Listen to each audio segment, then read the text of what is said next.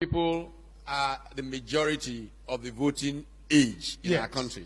Why can't young people organize themselves and throw out the 70-year-olds? The question is not whether you can throw out the 70-year-olds.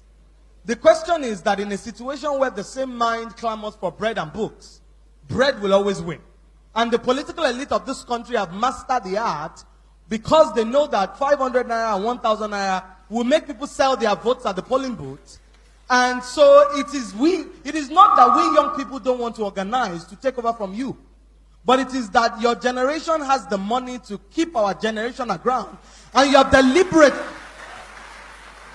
generation has deliberately, sir, except for very few progressives like you, refused to give us the kind of education that will empower us to demand mandatory accountability from your generation.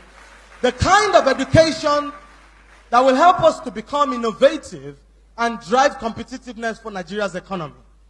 When you say that banks are giving loans to small businesses in Nigeria, the banks come with double-digit loans that are unaffordable for those small businesses.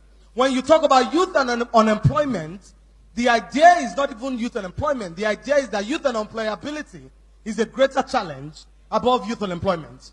When you do not empower our generation to speak English so that we can get the right kind of jobs that will help us stand side by side by Singapore, Finland, and Canada, you deprive us of our fundamental humanity. I agree with you, don't worry.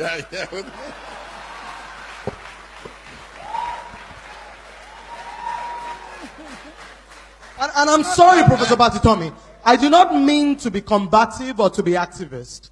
This is a platform for reasonable conversation. Absolutely. But I believe that young people like me get the opportunity to speak through to power only once in a while. And I stand here for an entire generation.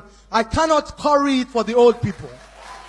The policy makers, the captains of industry, the people who make decisions in private companies to sponsor reality shows and refuse to sponsor youth empowerment programs, they sit in this room. And it is therefore important that I put the voice of my generation on the agenda, because I know you people are the ones. That's why I started with you. Give me a break. I started with you because I know that. Based on logistics, there are two categories of young people in Nigeria today. The first category, the educated, empowered, and privileged.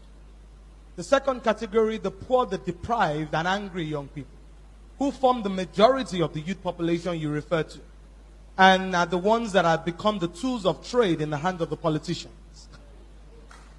So we, the young people who are educated and can make the type of decisions and understand where Nigeria needs to go, are in our minority. The ones in the villages and the bushes who don't have education, who are poor and angry, who become area boys, do not even have food to eat 3 times one day. Now, where do we go from here? How do we promote inclusiveness? Nigeria and Africa have to become entities that embrace consequences. What do I mean by that? Consequences, when we begin to punish bad behavior in Nigeria, when people steal our money and we put them in jail, Nigeria and Africa will become better countries. I'll tell you why, sir. In Singapore, under Lee Kuan Yew, a minister bargained with a contractor and took money and took bribe from him to give him a contract. When Lee Kuan Yew found out, the minister committed suicide and left a note behind that he would rather die than face the consequences Lee Kuan Yew will place there. In Nigeria, when people steal our money, we give them chieftaincy titles. When they steal our money, we give them doctorate degrees. Somebody said that the reason why rich people in Nigeria don't fund research is because there's no substance at the base of their wealth. So when we do not place consequences side by side our actions, we do not send a strong message to the people who have stolen. How do we promote inclusiveness? Number one, we need to be able to embrace the principles of equality, where the children of the rich and the children of the poor can go to public schools because public servants elevate the quality of education in the public schools. Number two, where the children of the poor can get jobs without having connections. When they go to University of Lagos and go to University of Ibadan, and they are given the same kind of jobs that people like me who went to Harvard University Kennedy School can get. That is when we become an equal country. A country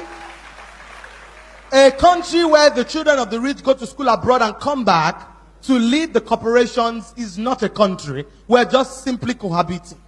Why do I say that? As things currently stand, one day, during the Occupy Nigeria protest in 2012, the area boys didn't protest to Oshodi. They didn't go to Agege. They didn't go to Yanopaja. They went to VGC.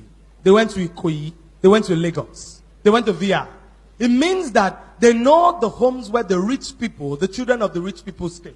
And the truth is that in a country like this, where we continue to segregate and keep the children of the poor aground, this country is going to go up in flames one day. People are going to get to a point where they cannot take anymore. And people are going to get to a point where they cannot take anymore. When we create jobs, we cannot, within companies, we cannot decide that, for example, the children of the rich must be superior to the children of the poor. And as we continue to promote the ideas of diversity, of inclusion, of equality, we need to move forward and think about how to strengthen the economy of Nigeria by diversifying.